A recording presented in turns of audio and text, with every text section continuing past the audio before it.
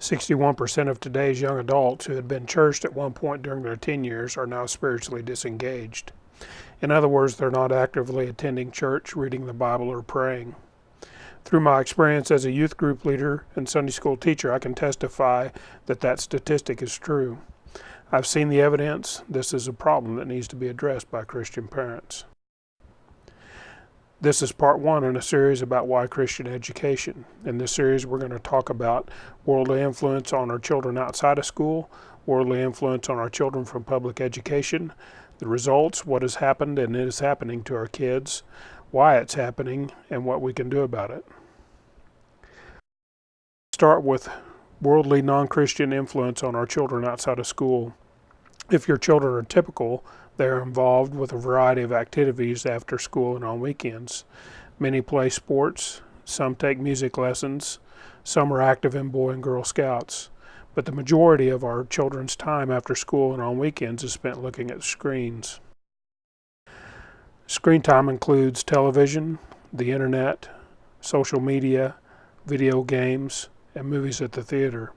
With most of these forms of media being self-regulating, the content standards are slipping at an ever-increasing rate. Our children are being exposed to an ever-increasing amount of profanity, violence, sexual content, bullying, pornography, and so forth.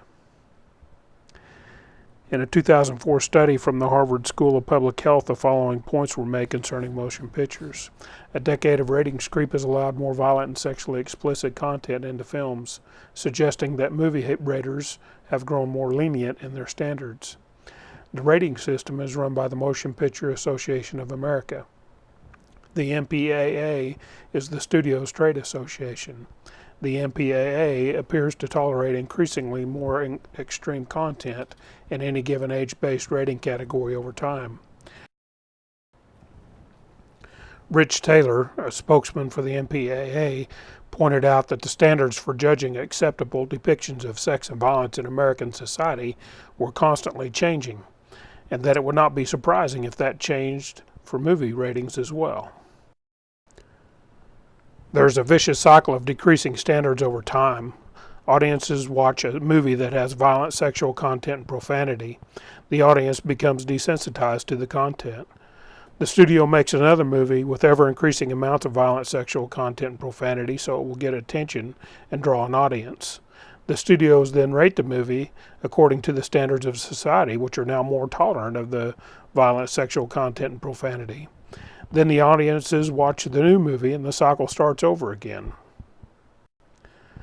From the study Trash Talking Teens, the Parent Television Council found in watching 85 hours of primetime TV on ABC, children from age 2 to 18 used profanity 81 times and engaged in sexual dialogue 42 times.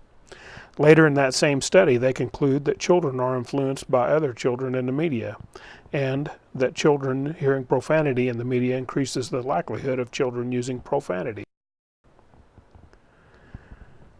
Screen time is riddled with violence. In 2013, Common Sense Media estimated 90% of movies depict some sort of violence, 68% of video games, 60% of television shows, and 15% of music videos.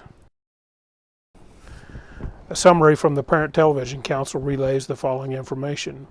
More than 58% of children surveyed ages 14 to 17 report having seen a pornographic site on the internet or on their cell phone.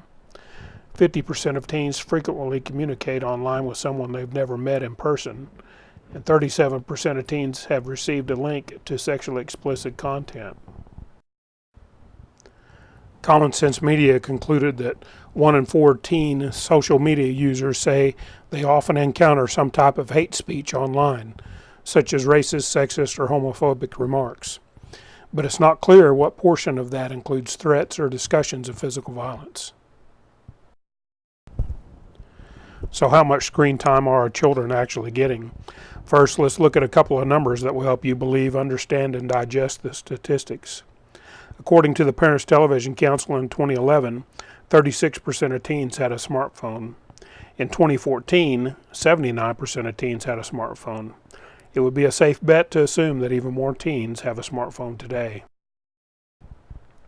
From a 2009 study, the Kaiser Family Foundation determined that the average child, ranging from 8 to 18 years old, averages 7 hours and 38 minutes per day of screen time.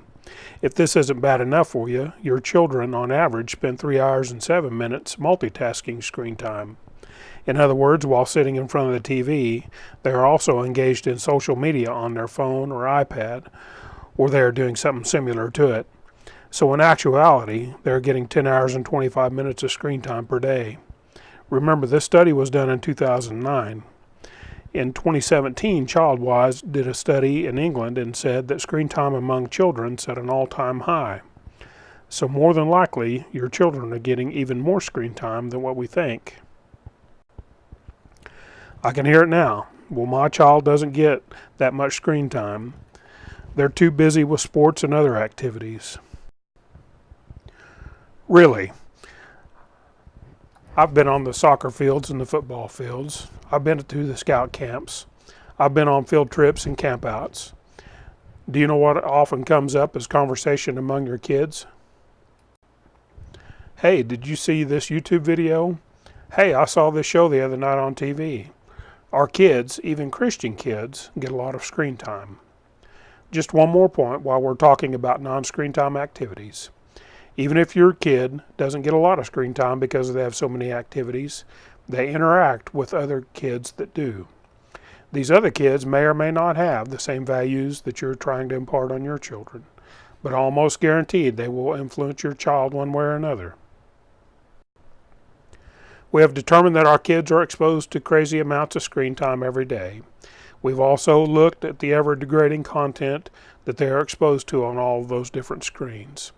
And we have not even addressed the new definition of tolerance, social justice warriors, adultery, Antifa, political correctness, the new pronouns, LGBTQ issues, or any number of other concerning topics that are exposed to our children through screens, newspapers, blogs, books, education, and so forth. So how does this relate to why our young people are becoming spiritually disengaged? We will draw some conclusions later when we look at why this is happening.